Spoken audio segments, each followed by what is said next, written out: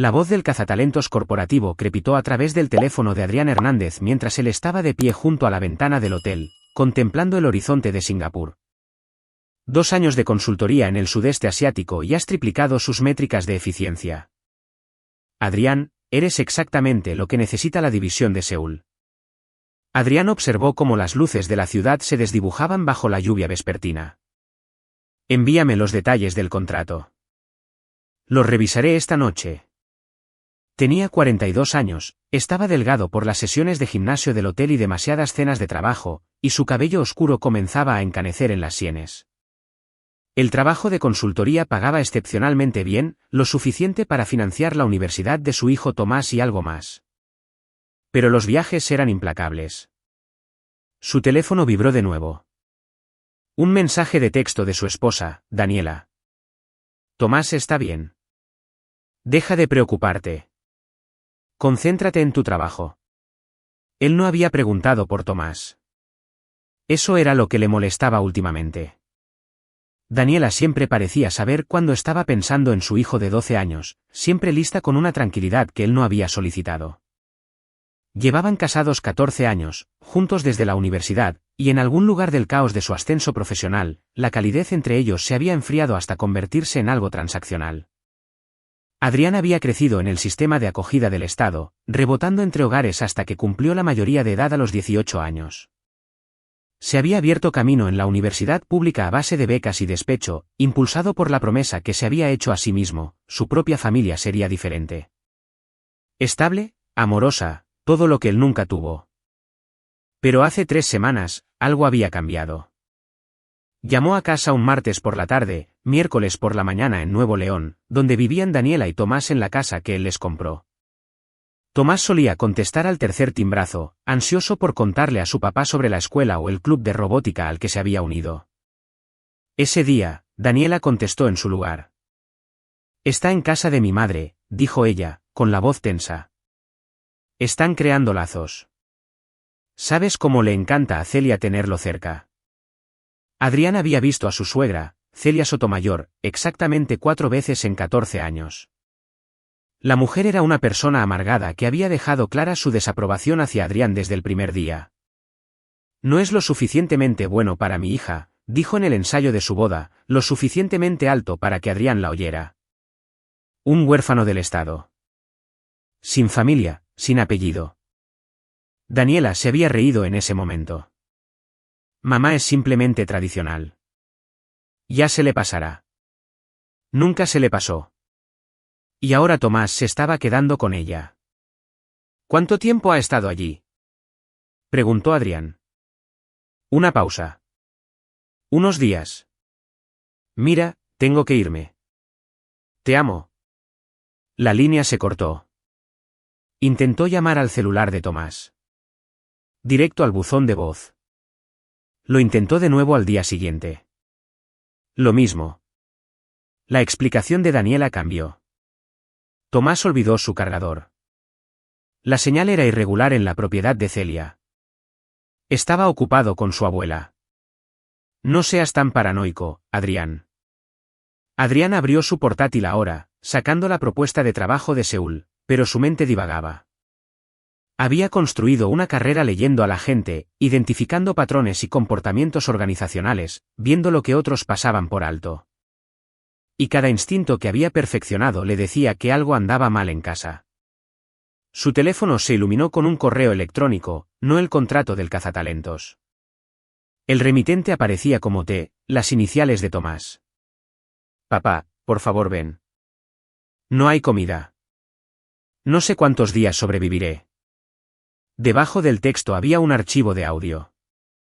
Las manos de Adrián se entumecieron. Hizo clic en el archivo. La voz de Tomás surgió, fina y aterrorizada. Papá, está oscuro aquí. Ella solo abre la puerta una vez al día ahora. A veces ni siquiera eso. Estoy en el cobertizo detrás de la casa de la abuela Celia. Por favor, papá. Tengo miedo. Mi teléfono está al 2%. No creo que la grabación se corte. Adrián ya se estaba moviendo antes de que su pensamiento consciente lo alcanzara. Agarró su pasaporte, su billetera y dejó todo lo demás. La puerta de la habitación del hotel se cerró de golpe tras él mientras corría hacia el ascensor. En el taxi hacia el aeropuerto, intentó llamar a Daniela.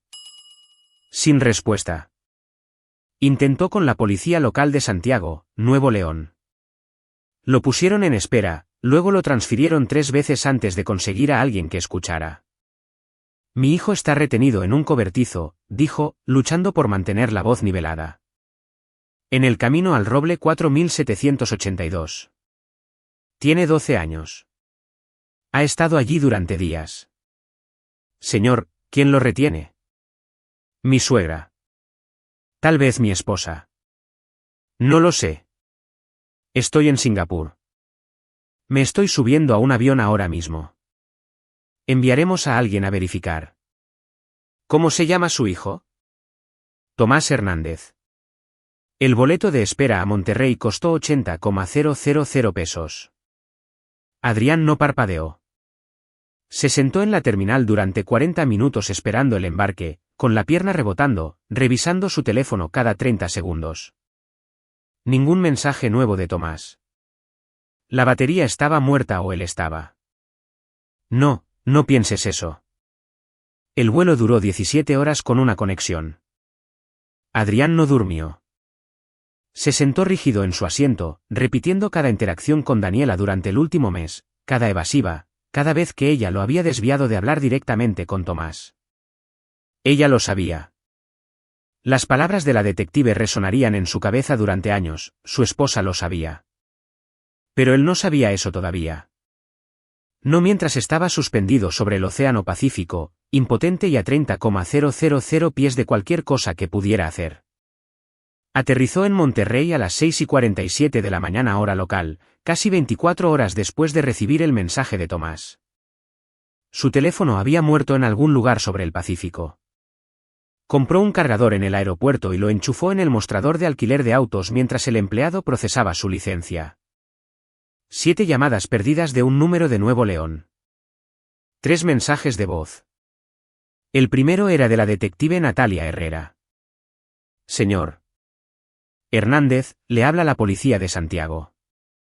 Por favor, devuélvame la llamada con respecto al control de bienestar en camino al Roble. Es urgente. El segundo, la misma voz, tono diferente. Señor Hernández, hemos entrado en la propiedad. Necesitamos que nos contacte inmediatamente. El tercero. Señor Hernández, hemos localizado a su hijo. Necesita venir aquí. Lo siento mucho. Adrián condujo a 145 km/h por la carretera nacional, con los nudillos blancos sobre el volante. El GPS del auto de alquiler decía 1 hora hasta Santiago. Llegó en 40 minutos. 4 patrullas estaban estacionadas fuera de la laberíntica finca en camino al Roble. Una ambulancia, una camioneta marcada como servicios periciales. El corazón de Adrián se detuvo. Periciales significaba pruebas. Pruebas significaban delitos. Delitos significaban. Estaba fuera del auto antes de que se detuviera por completo, corriendo hacia la cinta amarilla que acordonaba la propiedad. Un oficial uniformado se interpuso en su camino. Señor, no puede. Ese es mi hijo, Tomás Hernández. Soy Adrián Hernández. La expresión del oficial cambió. Habló por su radio. Detective Herrera, el padre está aquí. Una mujer emergió de detrás de la casa. De unos 40 y tantos años, cabello oscuro recogido hacia atrás, ojos cansados que habían visto demasiado. Caminó hacia Adrián con los pasos cuidadosos de alguien que se acerca a una víctima de trauma. Señor Hernández. ¿Dónde está mi hijo? La detective Natalia Herrera cerró los ojos brevemente como si se estuviera armando de valor. El chico había estado allí dentro durante 11 días. Su esposa lo sabía. Hizo un gesto hacia la parte trasera de la propiedad. Venga conmigo, pero necesito prepararlo para lo que está a punto de ver. El cobertizo era una bodega convertida detrás de la casa principal, tal vez de 3 por 3,5 metros, con una sola ventana pequeña cubierta desde el exterior con madera contrachapada. La puerta colgaba abierta ahora, revelando sombras en el interior. El olor golpeó a Adrián primero. Orina, desechos, miedo. Un paramédico salió llevando una bolsa de suero. Detrás de él, en una camilla, estaba Tomás. El hijo de Adrián había perdido al menos 7 kilos. Sus labios estaban agrietados y sangrando. Círculos oscuros ahuecaban sus ojos, pero esos ojos encontraron los de Adrián, y el alivio en ellos rompió algo fundamental en el pecho de Adrián. «Papá», susurró Tomás. Adrián empujó a la detective, a los paramédicos, y agarró la mano de su hijo. «Estoy aquí. Estoy justo aquí. Estás a salvo ahora». «Necesitamos llevarlo al hospital», dijo el paramédico. «Está severamente deshidratado, desnutrido, posible daño renal». «Voy con él», dijo Adrián. «Señor». Comenzó la detective Herrera. «Dije que voy con él». En la ambulancia, mientras los paramédicos trabajaban, Tomás agarró la mano de Adrián y habló en fragmentos. La abuela dijo que era temporal. Dijo que ya no me querías. Que era demasiado caro mantenerme. Mamá vino 2 veces. Trajo agua. Dijo que no podía llevarme todavía. Dijo que la abuela me estaba enseñando disciplina. Adrián sintió que algo frío y definitivo se asentaba en sus huesos. ¿Tu madre te puso ahí dentro? La abuela lo hizo. Pero mamá, ella lo sabía. Papá, ella entraba y decía que solo necesitaba aguantar un poco más.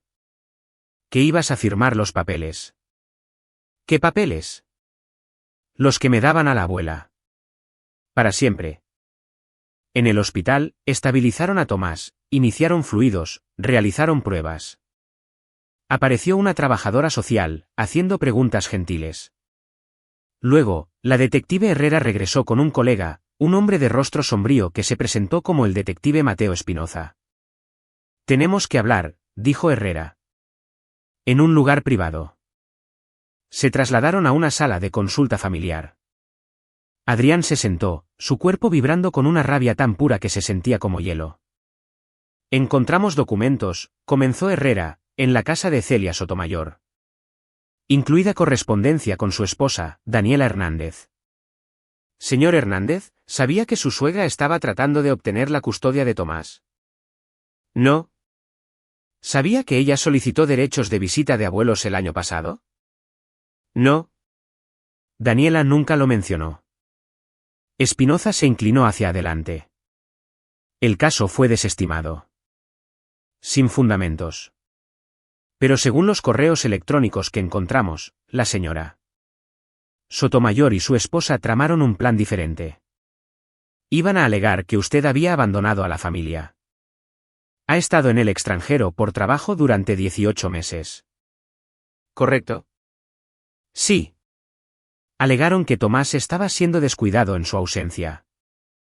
Que su esposa no podía manejarlo sola. Habían arreglado que Tomás se quedara con la señora Sotomayor temporalmente, pero Tomás no cooperó. Seguía llamándolo, seguía negándose a seguir la narrativa que estaban construyendo. Así que Celia lo encerró en el cobertizo. La voz de Adrián salió plana. ¿Y Daniela?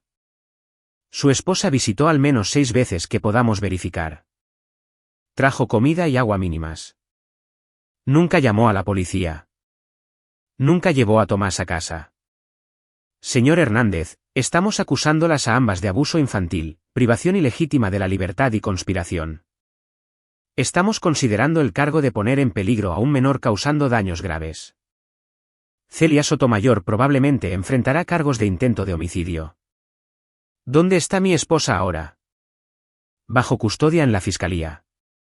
Estaba en la propiedad cuando llegamos. Intentó alegar que no sabía que Tomás estaba en el cobertizo, pero tenemos los correos electrónicos. Tenemos el testimonio de Tomás. Tenemos imágenes de seguridad de la propiedad mostrándola entrando y saliendo del cobertizo. Adrián se puso de pie. Quiero verla. Señor Hernández. Quiero ver a mi esposa. No lo dejaron entrar en la sala de interrogatorios, pero lo dejaron mirar a través del vidrio unidireccional. Daniela estaba sentada en una mesa de metal, con su cabello rubio despeinado y el rímel corrido bajo los ojos. Parecía más pequeña de lo que recordaba, disminuida de alguna manera. Estaba llorando. Lágrimas reales, probablemente. Daniela siempre había sido buena llorando. La detective Herrera entró en la habitación, se sentó frente a ella. Señor Hernández, repasemos esto de nuevo. ¿Cuándo supo por primera vez que su hijo estaba en un cobertizo? No lo sabía, sollozó Daniela. Pensé que solo se estaba quedando en casa de mi madre. No tenía idea de que ella lo había encerrado. Tenemos correos electrónicos entre usted y su madre discutiendo la solución del cobertizo. Sus palabras. La cara de Daniela se arrugó. No lo entienden. Adrián nunca estaba en casa. Eligió su carrera sobre nosotros. Sobre Tomás. Mi madre dijo que esta era la única manera de mostrar a los tribunales que no era apto para ser padre. Que Tomás estaría mejor con una familia a la que realmente le importara. Entonces, ¿dejó que su madre matara de hambre a su hijo para probar un punto? No, le llevé comida. Yo. Se detuvo, dándose cuenta de la admisión. Le llevó comida al cobertizo donde estuvo encerrado durante 11 días. El abogado de oficio de Daniela, que parecía recién salido de la Facultad de Derecho, puso una mano en su brazo. No diga nada más. Pero Daniela no miraba al abogado. Miraba al espejo como si pudiera ver a través de él. Adrián, dijo a su propio reflejo. Si estás ahí, tienes que entenderlo. Tu madre te envenenó contra mí. Ella nunca pensó que yo fuera lo suficientemente buena. Se suponía que esto arreglaría las cosas. Podríamos tener a Tomás, solo nosotros tres, y podrías dejar de viajar tanto. Podrías ser un verdadero padre. Adrián vio a su esposa, pronto exesposa, justificar el intento de homicidio a través de lágrimas y delirios, y no sintió nada. La mujer con la que se había casado, la madre de su hijo, era una extraña. Siempre había sido una extraña. Se apartó del cristal. Necesito volver con Tomás. La detective Herrera lo siguió afuera. Señor Hernández, necesitaremos su declaración completa. Y hay algo más. Adrián esperó. Todavía estamos procesando el cobertizo. Lo que encontramos. Hizo una pausa, eligiendo las palabras con cuidado. Hay pruebas de que esta no fue la primera vez que Celia Sotomayor hace algo así. Encontramos un diario. Referencias a arreglar a su hija, su esposa, cuando era joven. Métodos similares. Lo estamos investigando.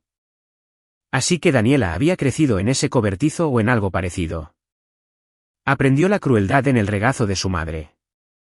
No excusaba lo que había hecho, pero explicaba la forma del monstruo. ¿Cuánto tiempo irán a prisión? Preguntó Adrián. Eso lo decidirán los jueces, pero con las pruebas que tenemos, Celia Sotomayor está contemplando de 15 a 20 años como mínimo. Su esposa, como cómplice que ayudó e instigó, de 8 a 12 años, tal vez más. Depende de qué más descubramos. No era suficiente.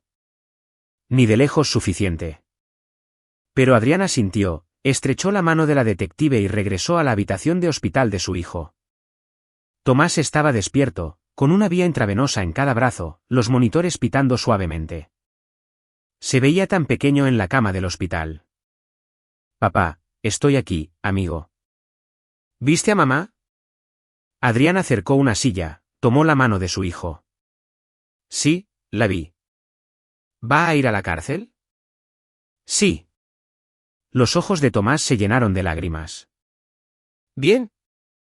La odio, papá. ¿Eso es malo? Adrián apretó su mano.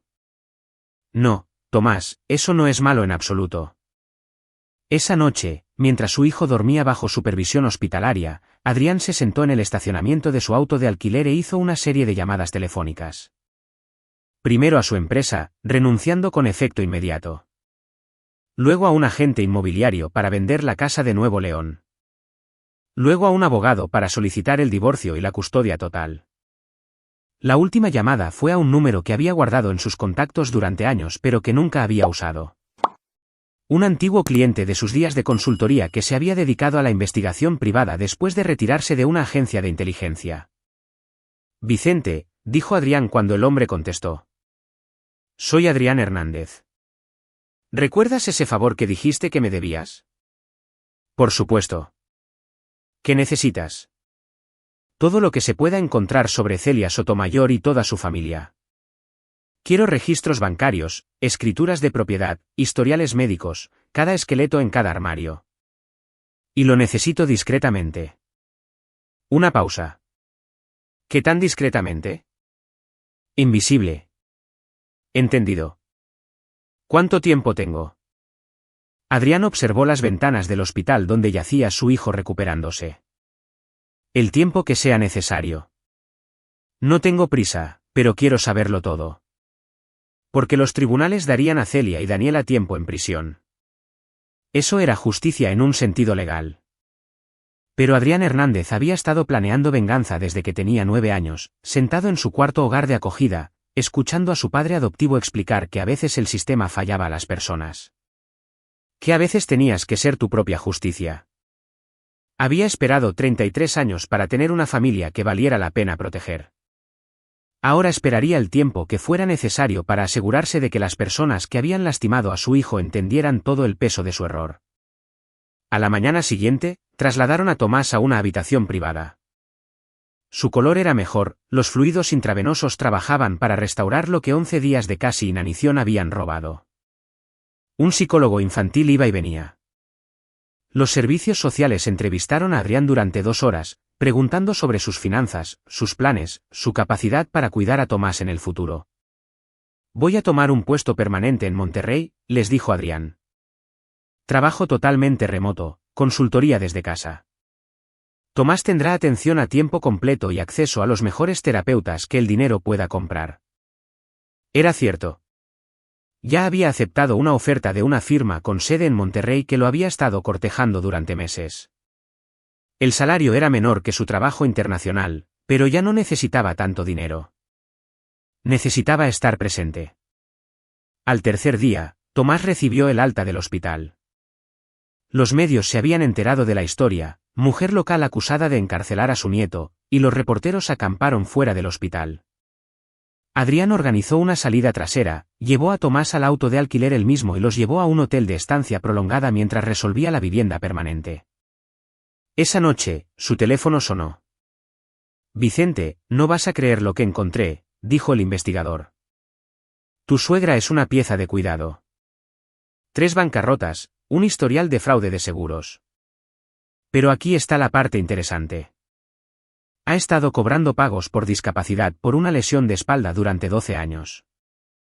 Excepto que no tiene una lesión de espalda. Tengo fotos de ella cargando costales de 25 kilos el mes pasado. Eso es fraude. Se pone mejor. El reclamo de discapacidad estaba relacionado con un accidente automovilístico que nunca ocurrió. Falsificó informes policiales, registros médicos, todo, y tu esposa lo sabía. Encontré correos electrónicos donde Daniela ayudaba a su madre a administrar las cuentas. Adrián procesó esto. ¿Qué más? La propiedad de Celia está hipotecada hasta el cuello. Debe 7 millones de pesos en una casa que vale tal vez 4 millones. Tiene 3 meses de retraso en los pagos. Los avisos de embargo comenzaron la semana pasada. Y escucha esto, sacó una póliza de seguro de vida sobre Tomás hace 6 meses. 10 millones de pesos. Ella figura como beneficiaria. La sangre de Adrián se heló. Ella iba a dejarlo morir en ese cobertizo. O peor. La póliza tiene una cláusula de accidente, doble pago. Así que no se había tratado de la custodia en absoluto, o no del todo. Celia Sotomayor había estado planeando asesinar a su hijo por el dinero del seguro. Vicente, necesito más. Necesito todo lo que puedas encontrar sobre cualquier persona relacionada con ella. Familia, amigos, Cualquiera que pudiera haber sabido sobre esto. Estoy en ello. Pero Adrián, lo que sea que estés planeando, ten cuidado. Estas personas ya van a ir a prisión. No les hagas compañía. Adrián colgó y miró a Tomás dormido en la cama de al lado, su pequeño cuerpo finalmente en paz. El niño tenía pesadillas todas las noches, despertando gritando que no podía respirar, que las paredes se cerraban. El psicólogo dijo que tomaría años deshacer el daño. La prisión no era suficiente. Ni de lejos suficiente. Pero Adrián era paciente, y había aprendido hace mucho que la mejor venganza no era rápida. Era exhaustiva. Durante la siguiente semana, mudó a Tomás a una casa de alquiler en un tranquilo suburbio de San Pedro Garza García, lo inscribió en una nueva escuela y organizó sesiones de terapia 3 veces por semana. Contrató a un tutor para ayudar a Tomás a ponerse al día con el trabajo escolar que había perdido. Cocinaba comidas, leía cuentos antes de dormir y sostenía a su hijo durante las pesadillas. También construyó un archivo. La información de Vicente fue solo el comienzo. Adrián comenzó su propia investigación, utilizando las habilidades que había perfeccionado en la consultoría corporativa para mapear la red de la familia Sotomayor. Celia tenía una hermana, Violeta Rubio, que vivía en Sonora, 2 hijos adultos además de Daniela, un hijo llamado Darío Sotomayor, que trabajaba en la construcción en Durango, y otra hija, Elena Santos, que administraba un restaurante en Saltillo. Adrián hizo su asunto aprender todo sobre ellos. Donde realizaban operaciones bancarias, donde compraban, a quién debían dinero, qué secretos guardaban. Descubrió que Darío Sotomayor tenía un problema con el juego y debía dinero a algunas personas muy desagradables. Que Elena Santos había estado robando de la caja del restaurante durante 2 años, malversando casi 1.6 millones de pesos para financiar un hábito de cocaína. Aprendió que Violeta Rubio, la hermana de Celia, sabía sobre el cobertizo, había visitado durante el encarcelamiento de Tomás y no dijo nada. Adrián lo documentó todo. Luego esperó. La audiencia preliminar estaba programada para 6 semanas después del rescate de Tomás. Adrián se sentó en la galería del tribunal y observó cómo se procesaba a Celia Sotomayor y Daniela Hernández. Ambas se declararon no culpables. Sus abogados argumentaron a favor de la reducción de la fianza. Celia era una mujer mayor con problemas de salud. Daniela era una madre separada de su hijo. El juez no se lo tragó. Estas acusadas están imputadas por poner en peligro a un menor causando daños graves, privación ilegítima de la libertad y conspiración. La evidencia es abrumadora. La fianza se fija en 10 millones de pesos para cada una. Ninguna pudo pagar la fianza. Se sentarían en el penal hasta el juicio. Bien. Después de la audiencia, Adrián se acercó a la fiscal, una mujer de mirada aguda llamada Cristina Flores, a quien se le había asignado el caso. Licenciada Flores, ¿podemos hablar? Se reunieron en una cafetería cerca de los juzgados. Adrián expuso todo lo que Vicente había encontrado. El fraude por discapacidad, la póliza de seguro, todo. Los ojos de Flores se abrieron. Esto cambia el caso. Podemos agregar cargos de intento de homicidio. Motivo financiero, premeditación. Señor Hernández, ¿está seguro de que quiere que esto se haga público? Hará que el juicio sea mucho más largo, más doloroso para Tomás. Quiero que enfrenten todo lo que han hecho, dijo Adrián. Cada cargo, cada consecuencia. Entonces necesitaré copias de toda esta documentación. Adrián le entregó una memoria USB. Está todo ahí. Autenticado, documentado, listo para el tribunal. Flores sonrió, una expresión depredadora. Señor Hernández, creo que nos llevaremos muy bien. El juicio se fijó para dentro de 4 meses. Mientras tanto, Adrián tenía trabajo que hacer. Comenzó con Darío Sotomayor. Unas cuantas llamadas anónimas a los acreedores de Darío, señalándoles su ubicación actual, sugiriendo que Darío podría estar planeando huir de la ciudad. Las deudas de juego vencieron con intereses, y los hombres que vinieron a cobrar no fueron amables. Darío terminó en el hospital con 2 piernas rotas y una nueva voluntad de cooperar con las autoridades sobre cualquier cosa y todo lo que su madre había hecho alguna vez. La siguiente fue Elena Santos. Adrián compiló pruebas de su malversación y las envió a los dueños del restaurante junto con imágenes de seguridad que Vicente había obtenido. Elena fue despedida, arrestada y acusada.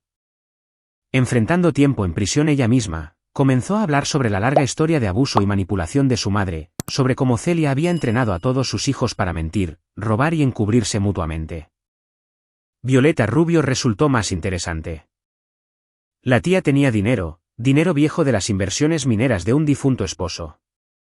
Adrián indagó en sus finanzas y descubrió que había estado financiando el estilo de vida de Celia durante años.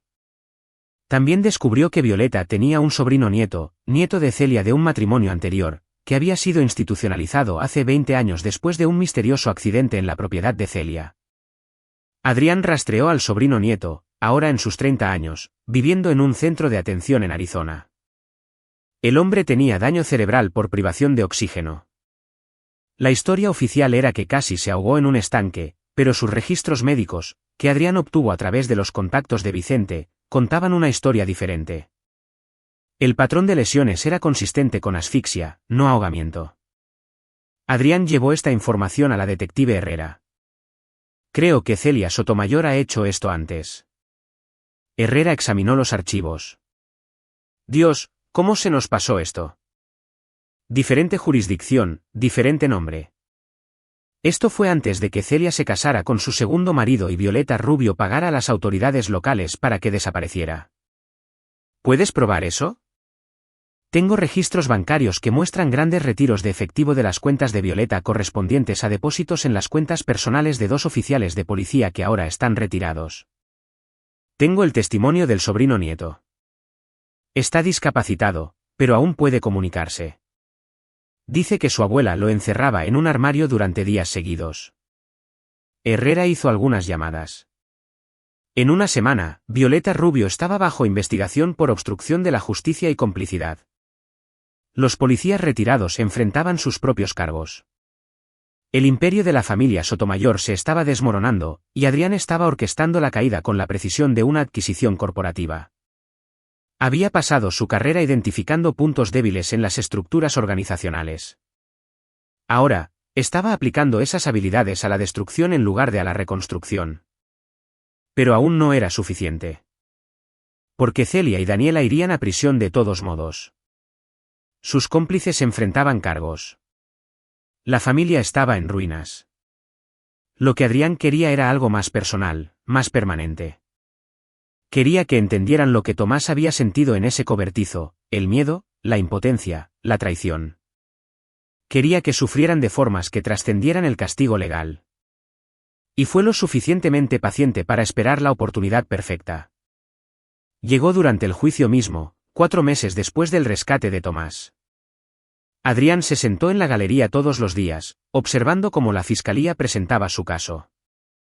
Expertos médicos testificaron sobre la condición de Tomás.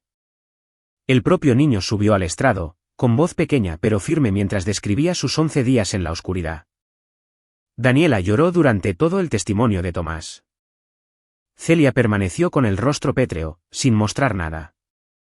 La defensa intentó alegar que Celia tenía problemas de salud mental, que Daniela había sido manipulada por su madre abusiva. Pintaron una imagen de 2 mujeres con problemas que habían cometido un terrible error. Pero la evidencia era abrumadora: los correos electrónicos, la póliza de seguro, el fraude por discapacidad, la historia de abuso que se remontaba a décadas. En el 8º día del juicio, durante un receso, Adrián recibió una llamada de Vicente. «Encontré algo más», dijo el investigador.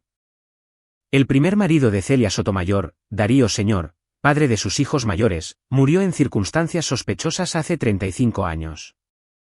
Se dictaminó como un infarto, pero hablé con el patólogo que manejó la autopsia. Dijo que había inconsistencias que le molestaron en ese momento, pero fue presionado para firmar como causas naturales. ¿Presionado por quién?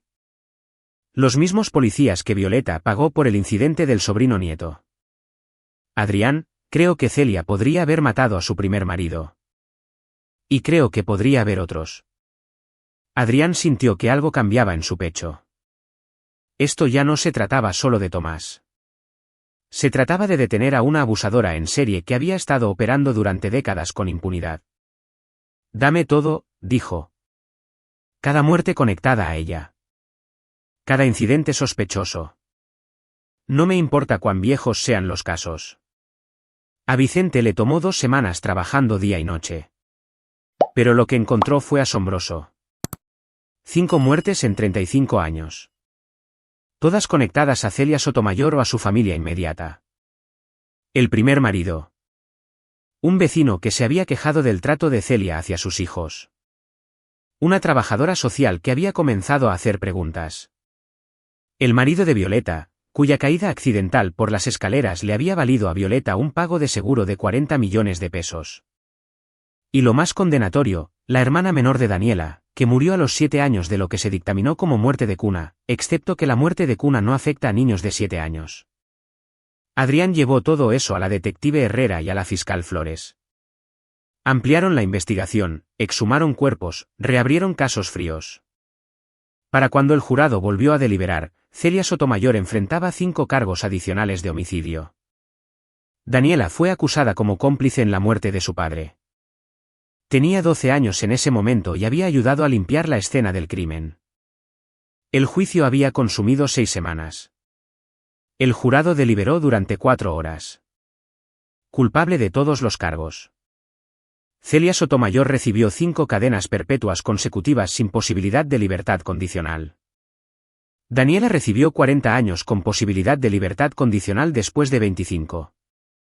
Adrián se sentó en la sala del tribunal mientras se leían las sentencias y no sintió nada. Ninguna satisfacción, ningún cierre, solo un espacio frío y vacío donde solía estar su matrimonio. Tomás estaba en terapia 5 días a la semana ahora. Había recuperado el peso, sanado físicamente. Pero todavía dormía con una luz nocturna, todavía entraba en pánico en espacios pequeños, todavía se estremecía cuando Adrián tenía que irse por más de unas pocas horas. La justicia legal estaba hecha. Celia moriría en prisión. Daniela pasaría la flor de su vida tras las rejas. Pero el plan de Adrián apenas comenzaba porque había aprendido algo importante durante la investigación. El mayor miedo de Celia Sotomayor no era la prisión. Era la irrelevancia. Ser olvidada, tener su legado borrado. Había pasado décadas construyendo un imperio familiar, controlando a sus hijos y nietos a través del miedo y la manipulación, posicionándose como la matriarca de un clan poderoso. Adrián iba a desmantelar sistemáticamente cada pieza de ese imperio, e iba a asegurarse de que ella lo supiera. Comenzó cambiando legalmente el nombre de Tomás. Tomás Hernández Sotomayor se convirtió simplemente en Tomás Hernández. Sin conexión con la línea Sotomayor.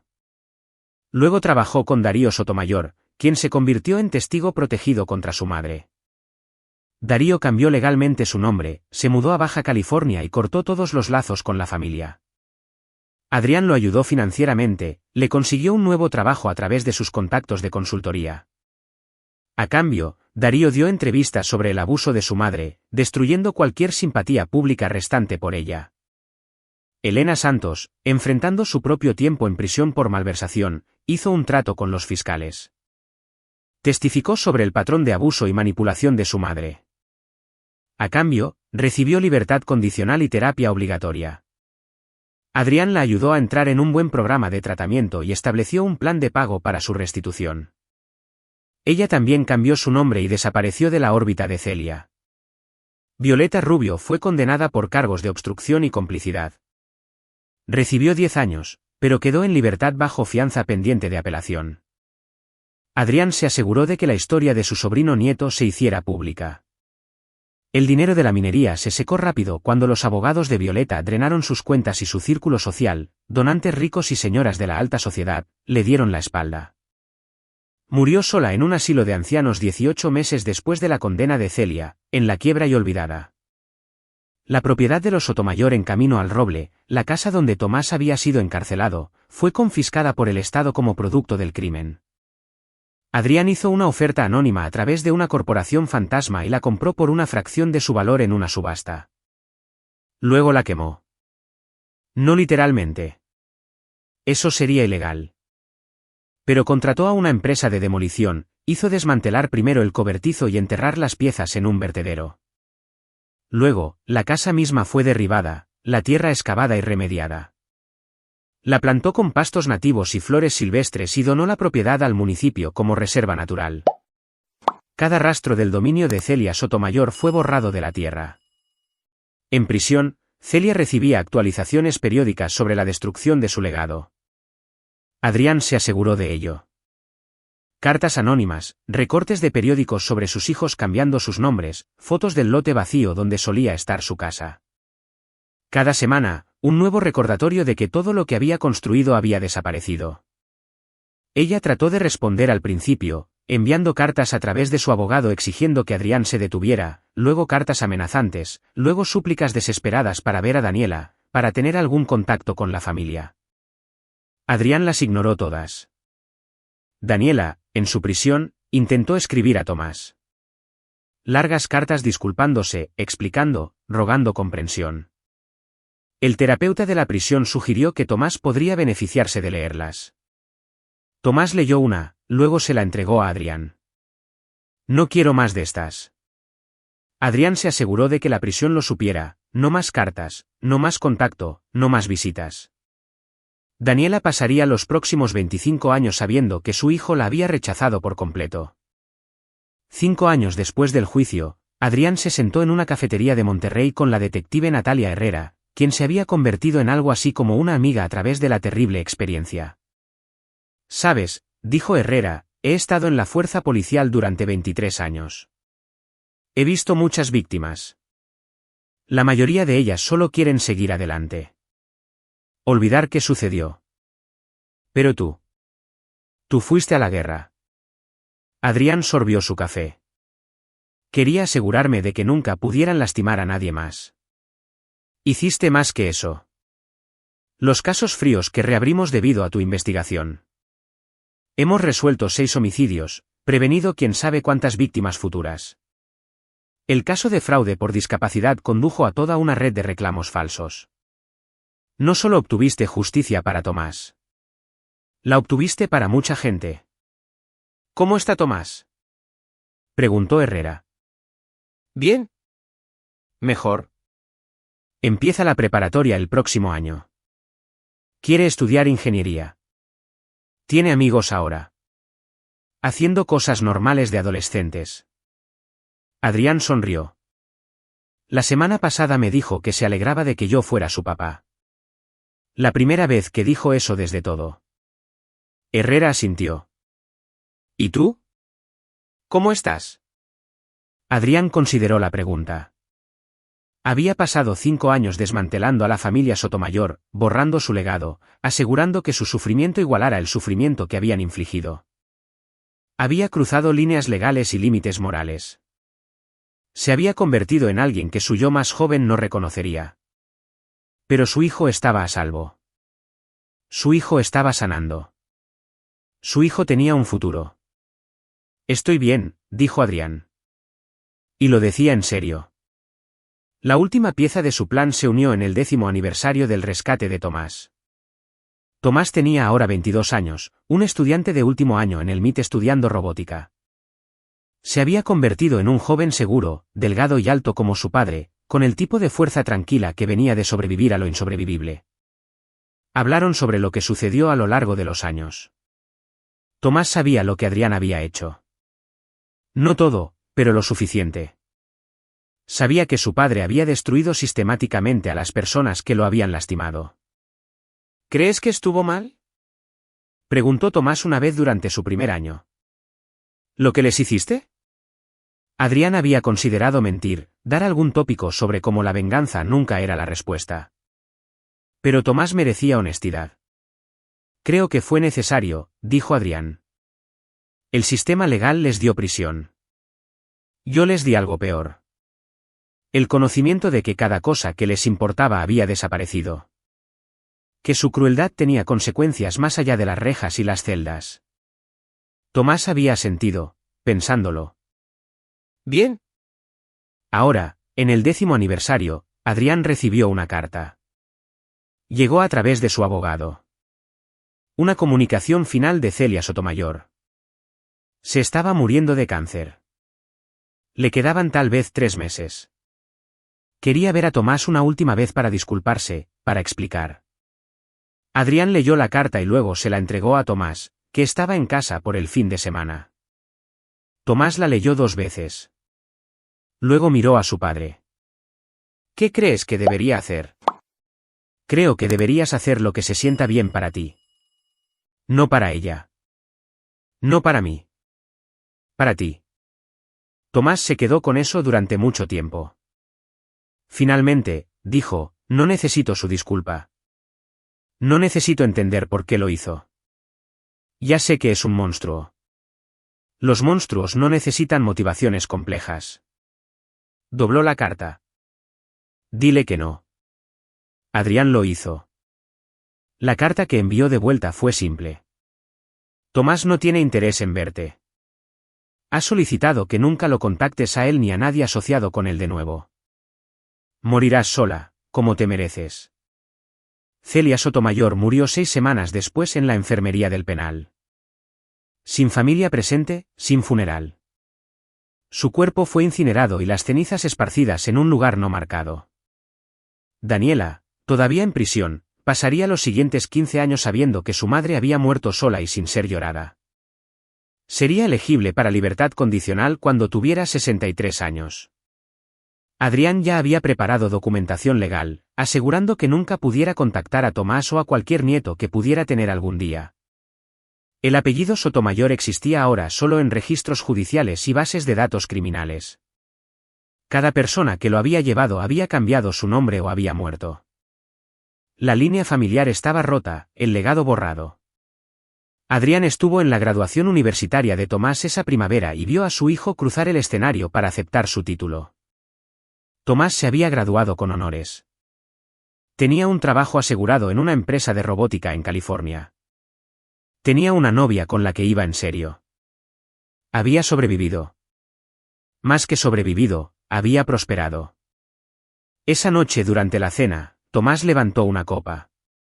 Por mi papá, el mejor padre que alguien podría pedir. Adrián chocó su copa contra la de su hijo. Por ti, Tomás, por ser más fuerte de lo que nadie debería tener que ser. Bebieron. Y Adrián sintió algo que no había sentido en 10 años, paz. La venganza estaba completa. Los monstruos fueron destruidos. Su hijo estaba a salvo, entero y feliz. Al final, eso era todo lo que importaba. Más tarde esa noche, de vuelta en su departamento de Monterrey, Adrián quemó los archivos. Cada documento que Vicente había reunido, cada pieza de evidencia que había compilado que no era parte del registro oficial, cada plan, estrategia y contingencia. Vio los papeles rizarse y ennegrecerse en su chimenea y pensó en el hombre que había sido antes de todo esto. El consultor ambicioso que pensaba que el éxito profesional era la medida de una vida bien vivida. Ese hombre había sido un tonto. Este hombre, el que había ido a la guerra por su hijo y había ganado, lo sabía mejor. El éxito no se medía en ascensos o cheques de pago o contratos internacionales. Se medía en las personas que protegías, las batallas que luchabas, el amor que dabas a aquellos que lo merecían y la venganza que entregabas a aquellos que no. Adrián Hernández había perdido a su esposa, su antigua carrera y años de su vida en esta lucha. Pero ganó algo infinitamente más valioso, el futuro de su hijo, comprado y pagado con la aniquilación completa de todos los que intentaron robarlo. Mientras el último de los documentos se convertía en cenizas, Adrián sonrió. Había valido la pena cada segundo. Y ahí lo tienen. Otra historia llega a su fin. ¿Qué les pareció? Me encantaría escuchar sus pensamientos en los comentarios a continuación. Si disfrutaron esta historia, consideren unirse a nuestra comunidad suscribiéndose. Significa el mundo para nosotros. Para más historias como esta, echen un vistazo a los vídeos recomendados en pantalla, y nos vemos.